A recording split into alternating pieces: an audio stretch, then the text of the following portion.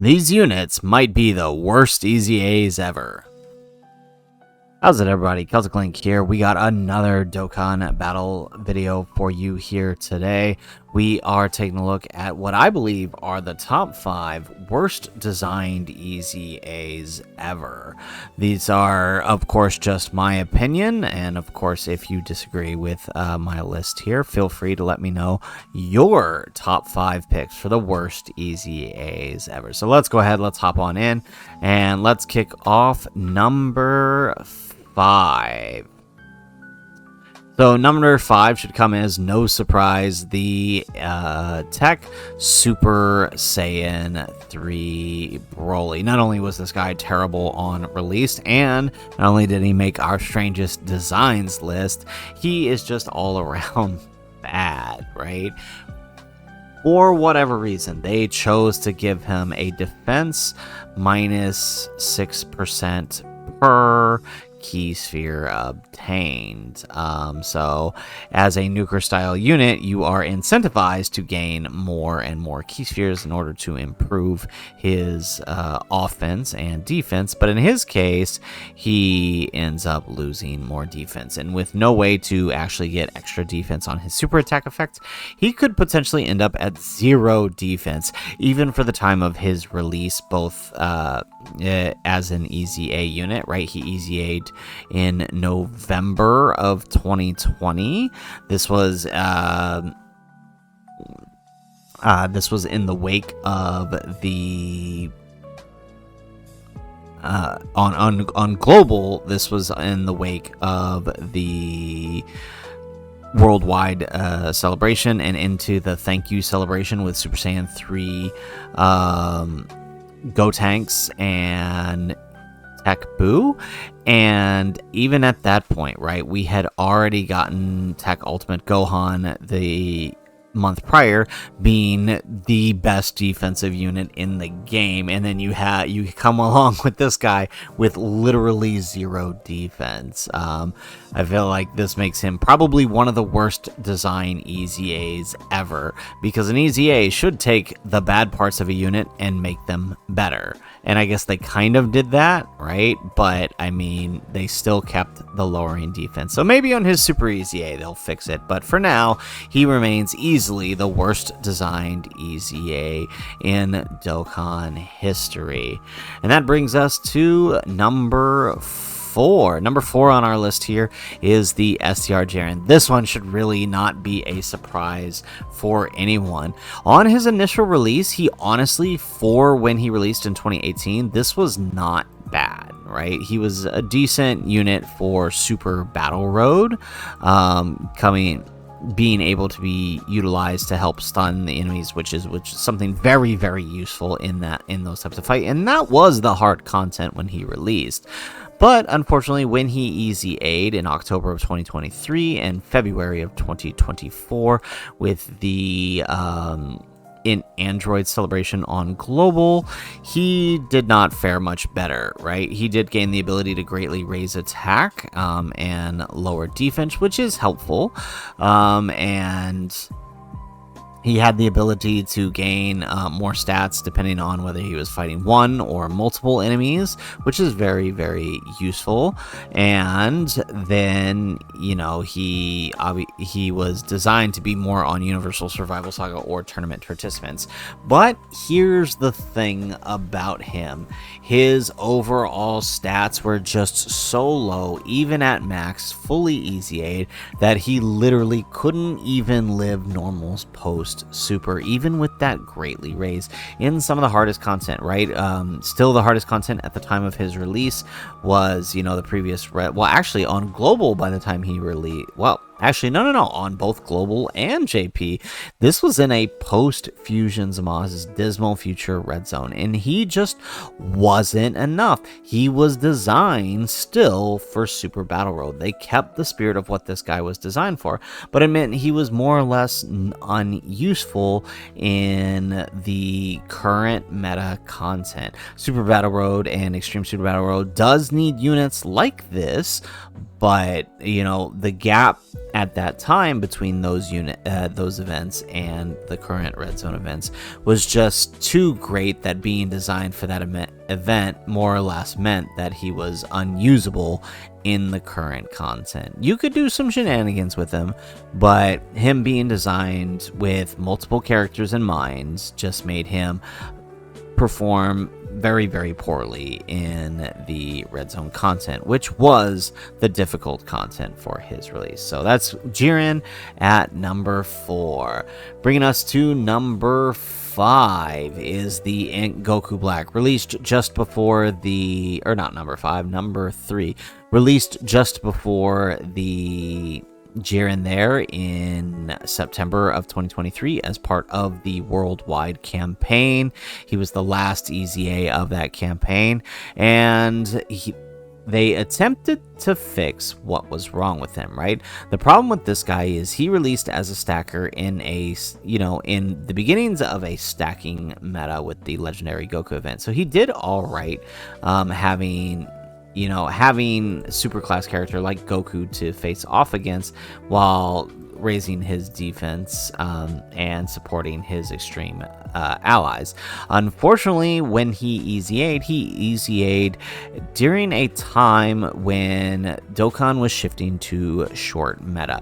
He still maintained his stacking, right, and design, and then having the necessity to maintain above 80% HP in order to transform, made him, especially in these short fights, made him a very, very difficult unit to use. He didn't raise enough defense fast enough, had no way to stack offense. He was just, while could be fun and could be useful because of the lowering attack in certain fights, he just was released in the wrong place at the wrong time, and that really made him it made him one of the worst EZAs because he just wasn't doing what he needed for the time of his release. And it meant that by the time he would get a chance to shine, it was far too late. The meta had power creeped past what the level of stats that he was at, that it just wasn't enough. You can see this very evident in the Festival of Battles, right? You compare him to Tech Trunks, who released in the same celebration as this Goku Black.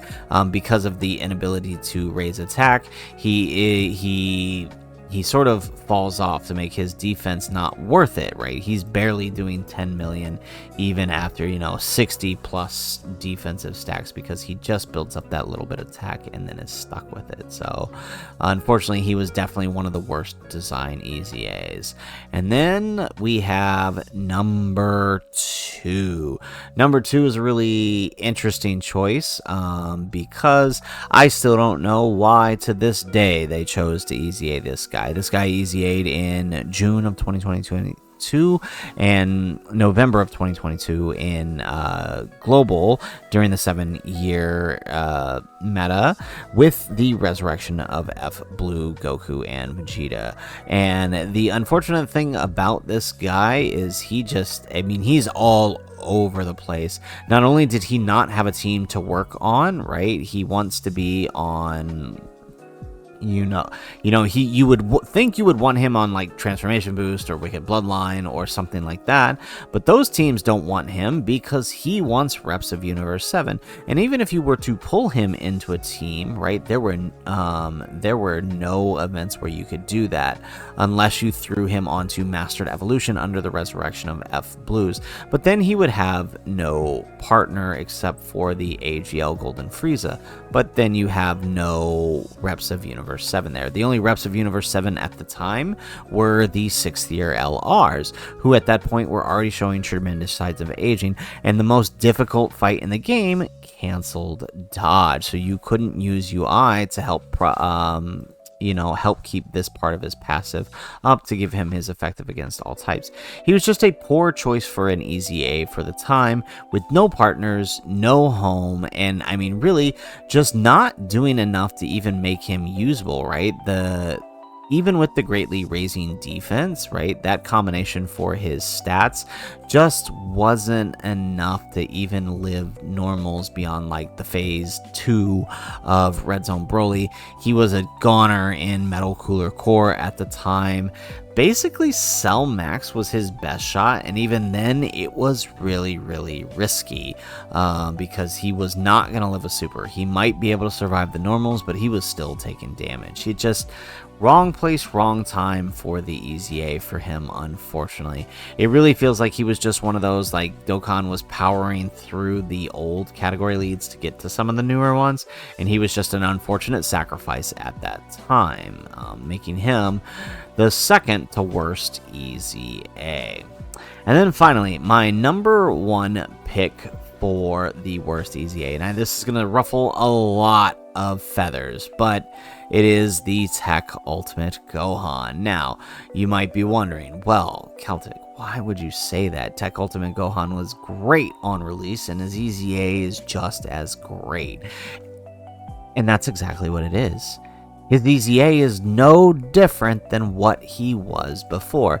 An EZA, right, like we see with even some of these other characters, they took the worst parts about the character and they tried to build him up, making them better than what they were in the environment that they released in, right? This was true for this guy. Well, I mean, hard to say for this guy. I don't think he was ever in a place, but it was definitely true for him, right?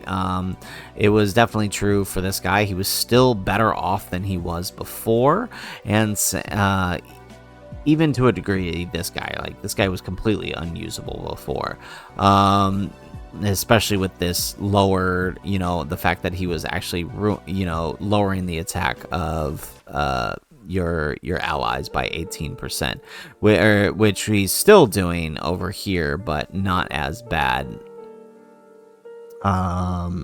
Because now it's only 7. And now it's only 7. So they took the worst parts and they made it better. They made it workable.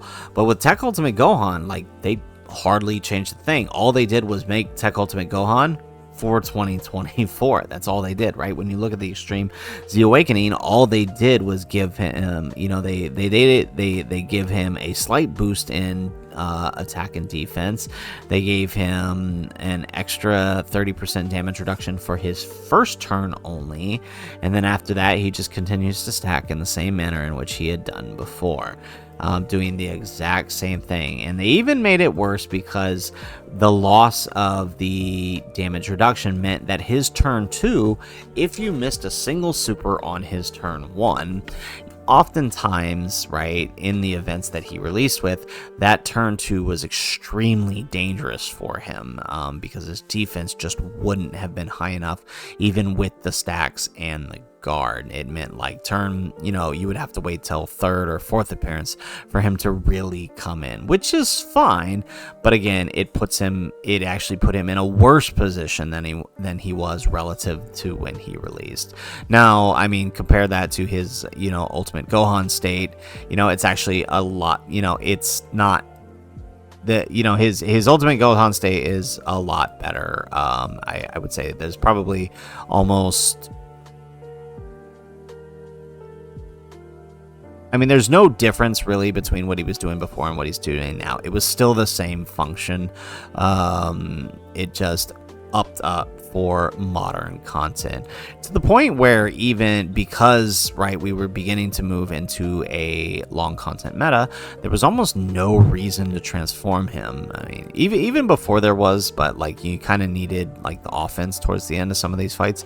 But for him, because of the way he was stacking attack, there was almost no need to transform him unless you wanted like a really, really big attack number. So I kind of feel like he gets the number 1 spot, not because he was bad, but because his EZA didn't do anything too different than from what he was doing before. It barely changed the character. relative to the release. So guys, that is it for the video. If you like the video, make sure you hit that like button, subscribe to the channel if you have not already, and in the comments down below, let us know, what would your top 5 worst EZAs be? These are just some of the ones that I've had the most experience with. There might be some older ones that I'm not considering, right? I'm going based off of the experience that I have had since 2020 Dokkan. So let me know what you guys think in the comments down below. Otherwise, guys, as always, thanks for watching, and aloha.